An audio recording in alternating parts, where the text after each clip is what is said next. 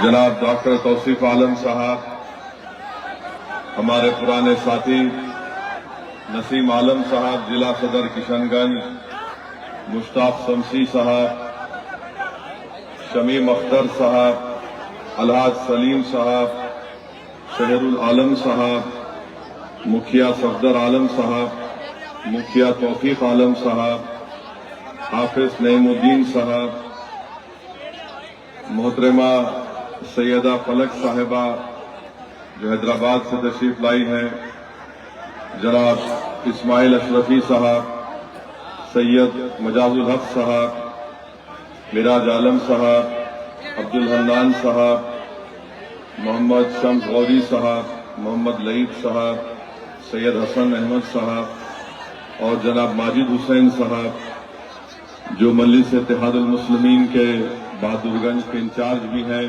और हैदराबाद के रुकन असेंबली विधायक भी हैं। मैं सबसे पहले आप तमाम का बेहद शुक्रिया अदा करता हूं कि आप लोग इतनी बड़ी तादाद में यहां पर जनाब तौसीफ आलम साहब के इस इंतखाबी जलसे को कामयाब करने के सिलसिले में आप यहाँ तशरीफ लाए।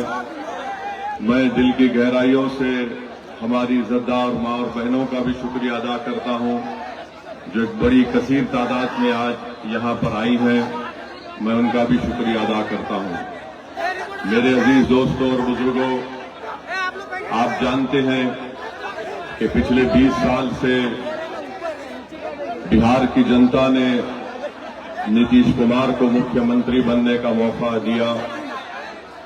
इस 20 साल में 2 मरतबा नीतीश कुमार अपनी पार्टी में कभी बीजेपी को साथ रखा तो कभी राजद को साथ रखकर तेजस्वी यादव को 2 मरतबा उप मुख्यमंत्री बनाया। और आप जानते हैं कि मजलिस 11 साल पहले जब यहां पर बिहार की सरजमीन पर आई तो हमने इस बात का आपसे वादा किया था कि हम बिहार के साथ हमारी सबसे बड़ी लड़ाई होगी, सीमांचल की जनता के इंसाफ की लड़ाई हम लड़ेंगे। आज 11 साल का एक लंबा सफर हमने तय किया। हमको कामयाबी भी मिली, हमको नाकामी भी मिली, मगर जब कामयाबी आपने और अल्लाह ने हमको दी तो हम गुरूर और तकब्बुर का शिकार नहीं हुए। जब हमको नाकामी मिली तो हम आपको छोड़कर नहीं गए, बल्कि हम आज भी असदुद्दीन ओवैसी आपके दरमियान में खड़े होकर पूरी जिम्मेदारी के साथ हमारे बुजुर्गों को, हमारे गयूर नौजवानों को, हमारी माँ और बहनों को इस बात का आश्वासन देता है, वादा करता है कि अल्लाह जब तक असदुद्दीन ओवैसी को जिंदा रखेगा मैं सीमांचल के इंसाफ की लड़ाई को जारी रखूंगा। कोई दुनिया की ताकत मुझे रोक नहीं सकती बिहार और सीमांचल आने के लिए। आपको ये बात बताना जरूरी समझता हूं कि बीजेपी हो, राजद हो या कांग्रेस हो या लोजपा हो, इन सब का एक ही बात इनको कहना है कि ओवैसी यहां क्यों आता है। आखिर क्या वजह है कि असदुद्दीन ओवैसी 1500 किलोमीटर दूर से निकलकर सीमांचल की सरजमीन को आता है, बिहार को आता है। मैं उन तमाम पार्टीज को बताना चाहता हूं, चाहे वो भाजपा हो, जेडीयू हो, कांग्रेस हो, राजद हो या एलजेपी हो, आप जानते हैं, छोड़ दीजिए, छोड़ दो भाई साहब, 6 फुट 3 इंच का आदमी खड़ा है, देखो ना।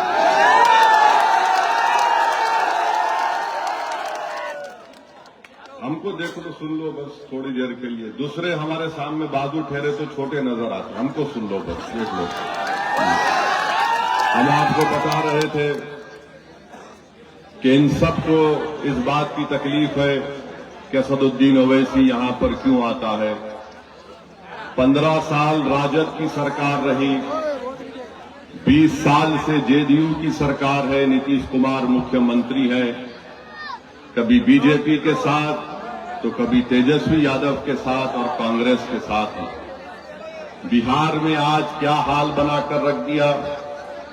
बिहार में प्रति व्यक्ति आय जो है, आमदनी जो है, ये नरेंद्र मोदी की सरकार कह रही है कि देश के 27 प्रदेशों में जो प्रति व्यक्ति आय या आमदनी है, बिहार का नंबर 27 में 25वां नंबर है।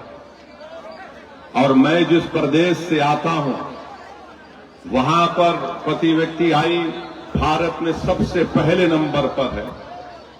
मैं जब वहां से यहां आता हूं, क्यों आता हूं कि मैं ये देखता हूं कि जब तेलंगाना में इस तरह का काम हो सकता है, तो यहां पर सीमांचल और बिहार में क्यों नहीं हो सकता है। 15 साल राजद की सरकार, उससे पहले चले जाइए 20 साल कांग्रेस की सरकार, अब 20 साल से जेडीयू की सरकार है। पूरे देश में 27 प्रदेशों में 25वां नंबर है बिहार का। अब तुम मुझसे कहते हो कि मैं यहां पर क्यों आता हूं।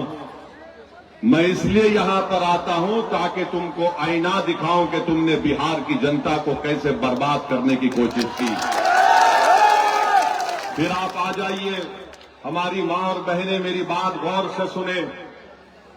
एक मां 9 महीने अपने पेट में एक बच्चे को रखकर जब पैदा करती है, तो वो जो तकलीफ उस मां को होती है जब अपने बच्चा या बेटी को पैदा करती है, वो सिर्फ मां और उसका अल्लाह जानता है, रब जानता है। और इसीलिए हम मुसलमानों को रसूल अल्लाह सल्लल्लाहु अलैहि वसल्लम ने यह कहा, जब किसी सहाबी रसूल के सामने, हजरत अब्दुल्लाह इब्न उमर के सामने काबे के तरफ एक बेटे ने अपनी मां को, ज़ईफ मां को गोद में उठाकर काबे का तवाफ किया और आकर अब्दुल्लाह इब्न उमर रजी अल्लाह ताला ने पूछा कि बताओ कि क्या मैंने अपने मां का हक अदा किया।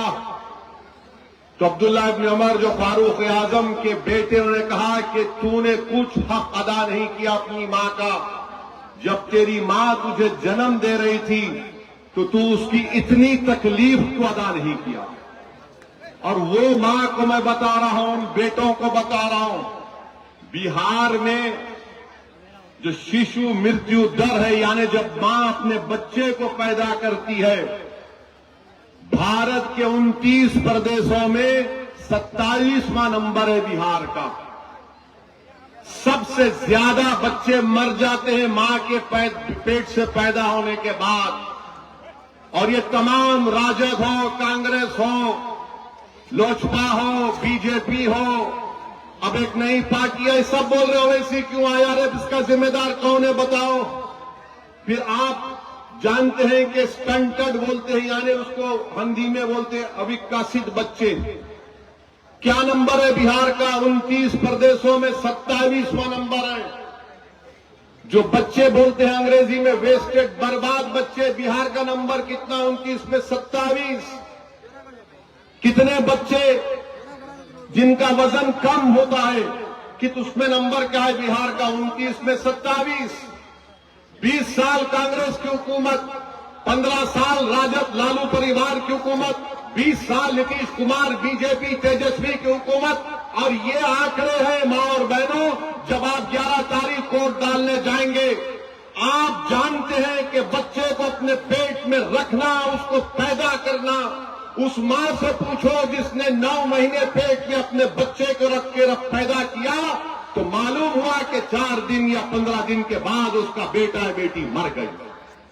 ये हाल बिहार का करके रख दिया गया। अब आप आ जाइए, स्कूल में कितने बच्चे हैं बिहार के? पहली क्लास से 8वीं जमात में क्या नंबर है बिहार का? 28 प्रदेशों में 24वां नंबर है बिहार का।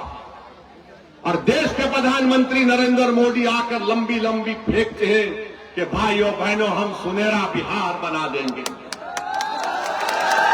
तेजस्वी कहते हैं कि नया बिहार बनाएंगे। अरे 28 में 24वां नंबर बिहार का है, जो बच्चे स्कूल में फर्स्ट क्लास से 8वीं क्लास में जाते हैं।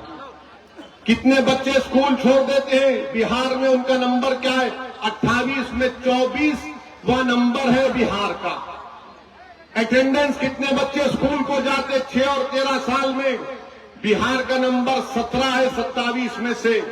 कितने बच्चे स्कूल को जाते हैं 18 और 23 साल में, सबसे कम बिहार का। और ये तमाम के तमाम हमको ही गाली देते हो, ऐसी क्यों आता है, ये आता है। अब आप ये बताइए, आपको जानकर तकलीफ होगी कि बिहार में सिर्फ 9% घर में पानी की पाइपलाइन से पानी आता। 20 साल कांग्रेस की सरकार, 15 साल लालू परिवार की सरकार, 20 साल नीतीश कुमार तेजस्वी मोदी की सरकार, और आप हमको गाली देते हैं तुम सिर्फ 9% घर में पानी का लाइन लेकर गए और बड़ा दावा करते नल जल। अब आप जब सीमांचल की हम बात करते हैं, सीमांचल में आप देख लो कितना जुल्म सीमांचल में हो रहा है। हमारी मां और बहनों, सीमांचल में सबसे ज्यादा शिशु मृत्यु दर, जो बच्चा अपनी मां की कोख से पैदा होता है, सबसे ज्यादा मौत मुस्लिम और खवातीन के बच्चों की होती है। अब आप मुझसे कहते हैं ये क्यों होता है? आप जानिए, सबसे ज्यादा बिहार में गांव में जो मां अपने बच्चे को या बेटी को पैदा करती है, सबसे ज्यादा 90% मुस्लिम हमारी बेटियां अपने घर में पैदा करती हैं। क्यों पैदा करती हैं? क्योंकि जिन जिन ने राज किया बिहार पर, वो अस्पताल नहीं बना सके। मेरे भाई, ताली मारने के लिए नहीं, सोचने के लिए है। और फिर बिहार के गवर्नमेंट का डेटा है कि गरीबी रेखा के दर से बिहार में मुसलमान 50% गांव में गरीबी रेखा के नीचे जिंदगी गुजारते हैं, शहर में 44% गुजारते हैं। ये किशनगंज का जिला है, यहां पर खवानगी का तनासुब खाली 55% है। 55% किशनगंज में है। और बच्चे जिसको मैंने अभी आपके सामने रखा, किशनगंज जिले में जिसको कहते अविकसित बच्चे, कितने हैं किशनगंज में जिला में? 50%। गरीबी कितना है किशनगंज जिला में? 44%।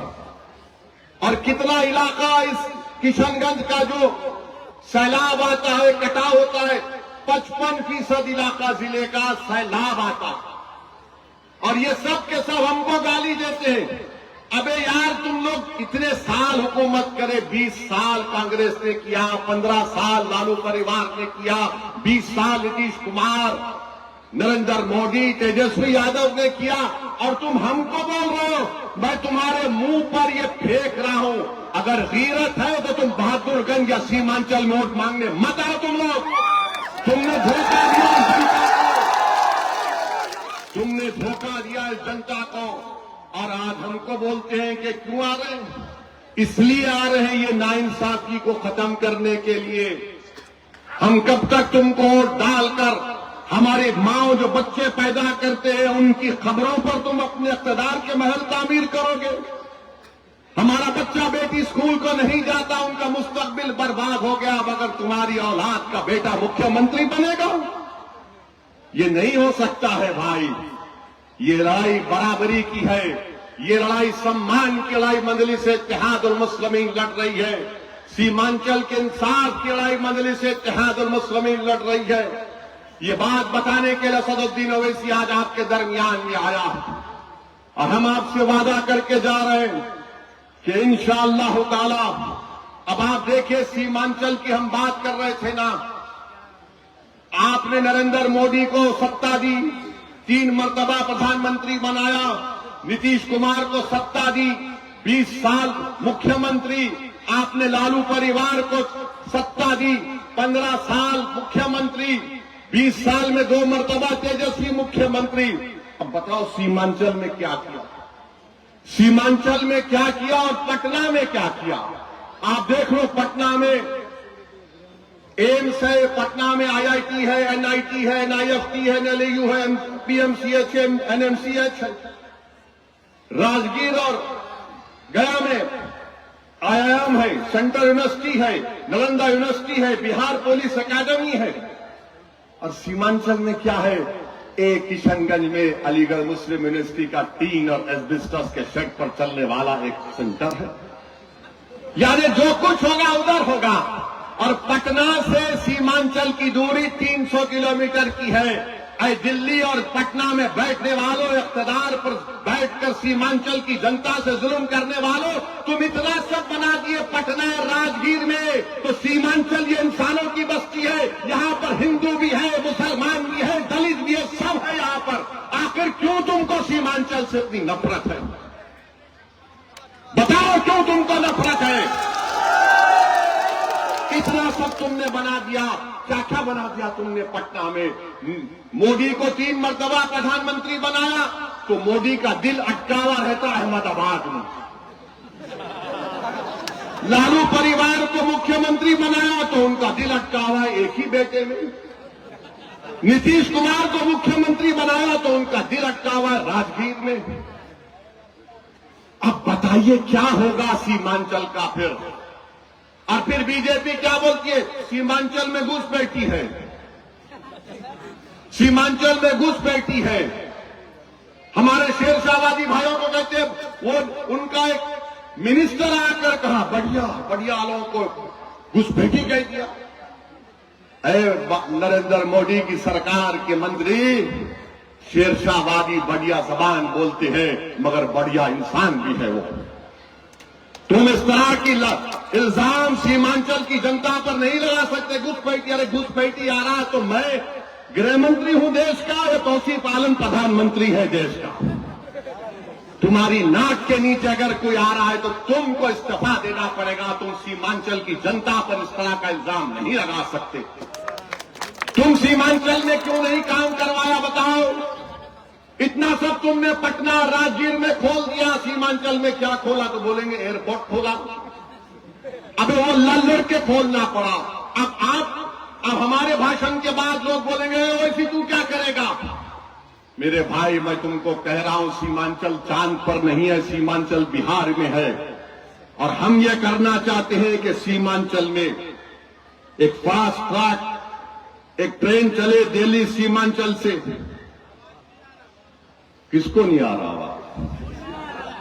हमारी आवाज नहीं आ रही? अच्छा, फोन पे नहीं आ रही?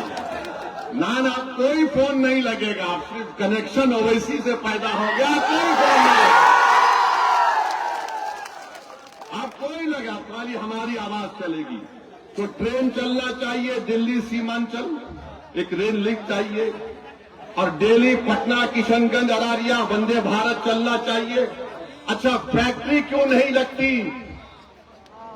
हम ये मुतालबा करेंगे, हम करवाएंगे NH-31, NH-57 पे फैक्ट्री लगे और लगाएंगे इंशाअल्लाह ताला।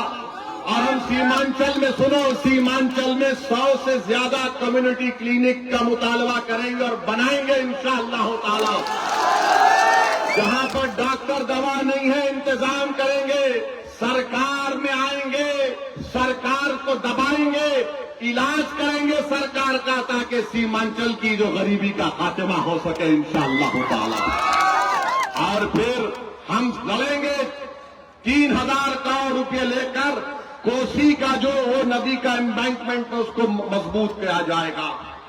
कम्युनिक आजकल फोन में ऐप मालूम ना, उस ऐप के जरिए से अगर सैलाब आ रहा तो इत्तला देने का इंतजाम मजलिस करवाएगी। और फिर खरीदी का सेंटर किशनगंज और अरारिया में खुलाया जाएगा इंशाअल्लाह ताला। ये छोटा प्लान है हमारा सीमांचल का। अब आ जाइए किशनगंज का, वरना प्रोफेसर साहब बोलेंगे ये बहादुरगंज के बारे में नहीं बताया। प्रोफेसर साहब ये तो बताओ कि तुम तो यार जहां बोलो तुम प्लेटफॉर्म पे उतर जाते हो। कभी तुम एनसीपी में थे, उतरे, जेडीयू में चले गए, जेडीयू छोड़े तो जन अधिकार से निकले जन स्वराज, अब आप कांग्रेस में आ गए। वाह, माने इतना आसान है आपके लिए? आप तो आप पार्टी ऐसा बदल, ऐसा कोई जुमे के दिन इतर लगा के कपड़ा पहनता, फिर जाकर नया कपड़ा पहन लेता। तो अब बहादुरगंज के लिए क्या किया जाएगा? मैं तौसीफ आलम साहब यहाँ आई हूं। मैं तौसीफ आलम साहब की मौजूदगी में कह रहा हूं, 27 किलोमीटर जो बहादुरगंज और टेरागाछ की रोड है, तौसीफ साहब, ये जनता आपको, मुझे यकीन है कि बहादुरगंज की जनता आपको हजारों की मेजॉरिटी से, अक्सरियत से कामयाब करने वाली है इंशाअल्लाह। आपको ये रोड बनाना पड़ेगा तौसीफ साहब। अगर आप बोलेंगे असद साहब आ जाइए, हम चक्का जाम करेंगे, असदुद्दीन अवैसी तुम्हारे साथ आके बैठ जाएगा, बंद कर देगा पूरा सीमांचल को। ये रोड बनना चाहिए 27 किलोमीटर का। तौसीफ साहब, कनकी नदी पर मटियारी घाट पर एक मुस्तकिल पुल बनना चाहिए, हमारे बच्चों को स्कूल जाना है। नदी पार करना बड़ा दुश्वार हो चुका है तौसीफ भाई, हमारे तालीमी तिजारती सरगर्मियों का आगाज हो जाएगा। और तीसरी बात यह है कि बहादुरगंज, टेरागाछ में, मटियारी घाट, सोरिया घाट में ये पुल का तो हम बोल दिए, नदी के किनारों पर तौसीफ साहब पख्ता कार्य हिफाजती बंद की तामीर का काम होना चाहिए इंशाअल्लाह।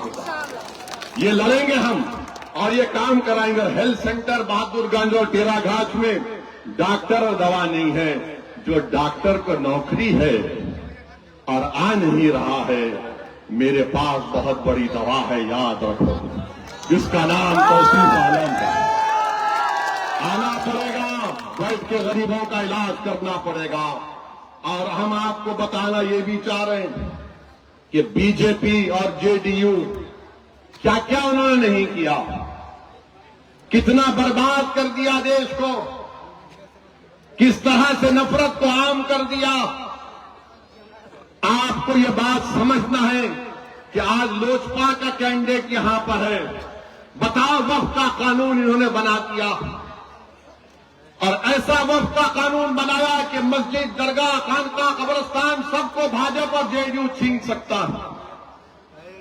उस पार्लियामेंट में अगर कोई खड़े होकर मोदी की आंख में आंख डालकर कहा कि मोदी, ये कानून के जरिए तुम्हारी मस्जिद, दरगाह और खानका को छीनना चाहते हैं, हम तुम्हारे इस कानून को गलत मानते हैं, संविधान के खिलाफ मानते हैं, देश से देखा उसको। और फिर हमने कमेटी बनाई गई, उस कमेटी में हमने 128 पेजेस की मुखालिफत में रिपोर्ट दी, उस कानून के कोई मेंबर नहीं दिया, हम दिए 128 पेजेस की।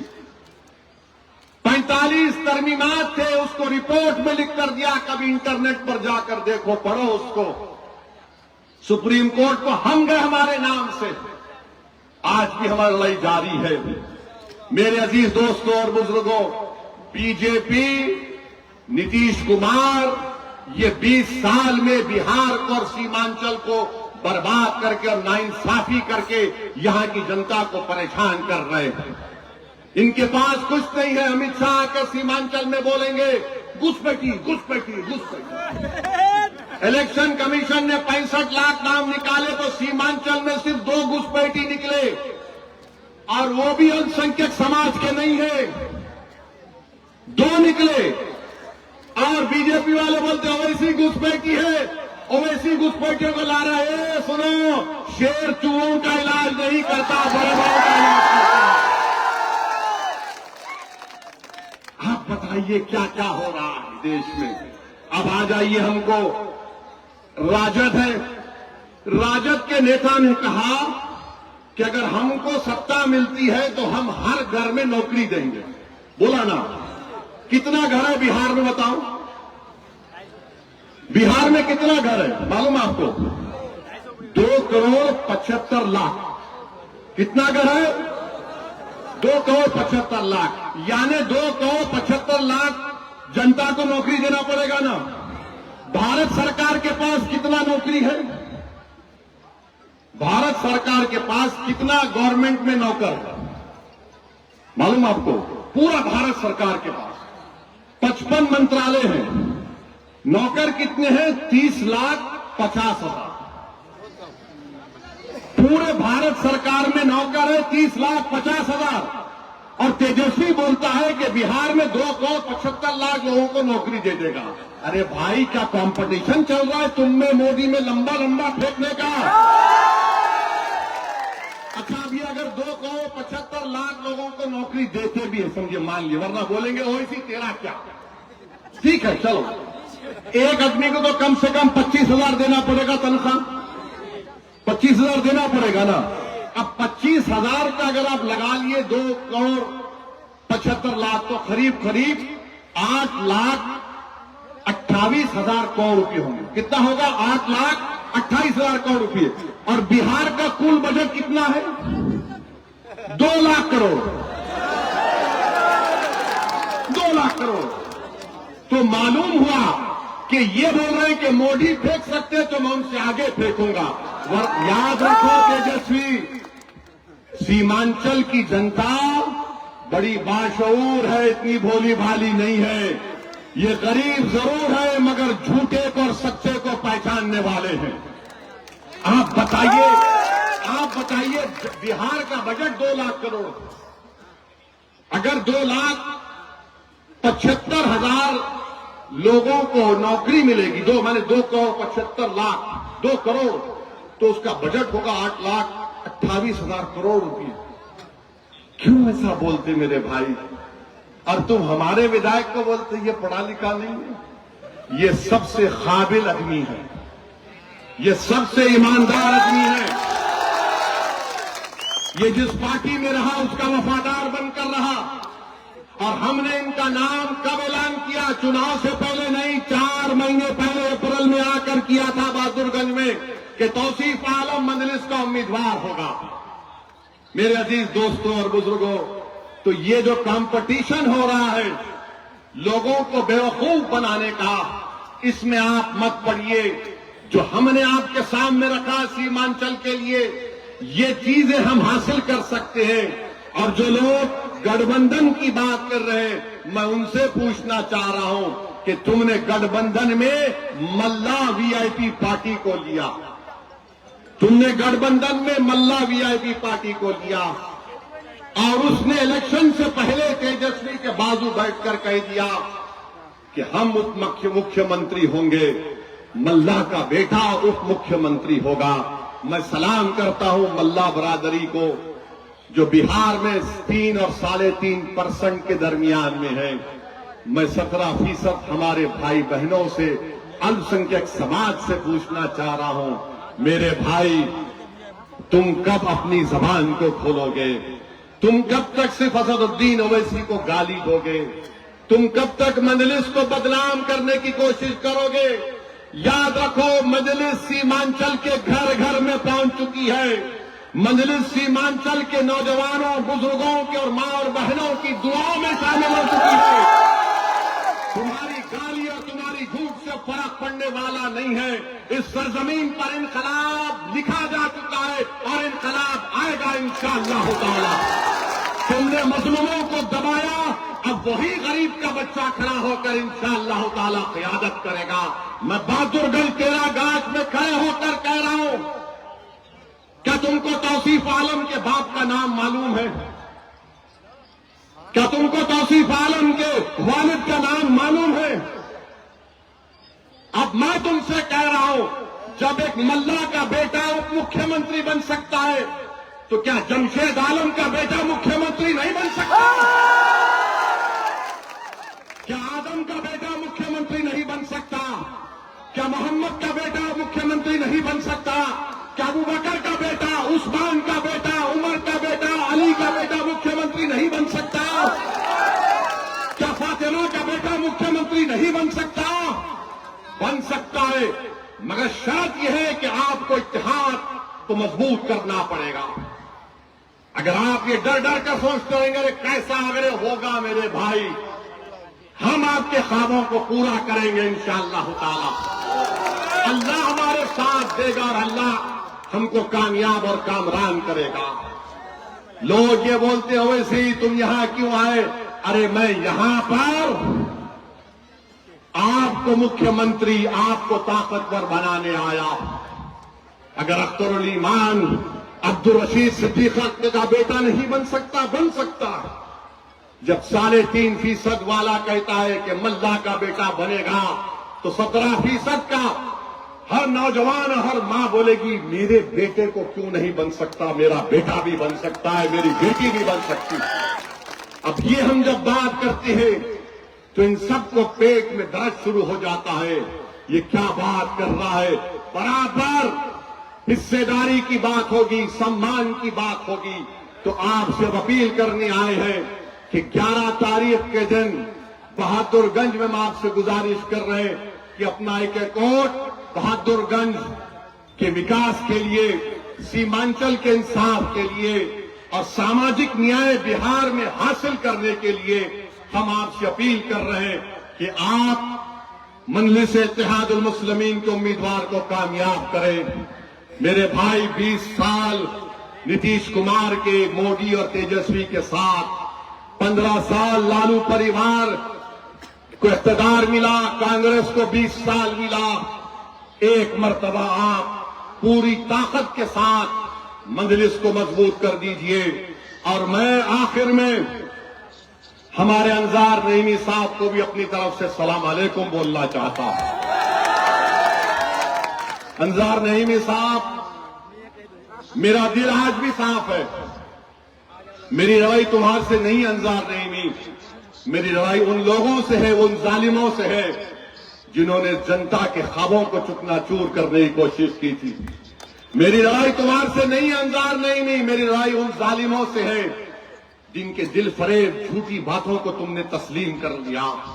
मैं हमेशा लड़ता रहूंगा जालिमों से। मैं इख्तिदार की कुर्सियों पर बैठने वालों से पंजा आजमाई करता रहा और करता रहूंगा इंशाअल्लाह ताला। और याद रखो, मैं ताकत को देखकर डरता नहीं, बल्कि ताकत को देखकर कहता हूं कि अल्लाह की ताकत सब पे गालिब होने वाली और उसका भरोसा करके मुकाबला करता हूं। तो 11 तारीख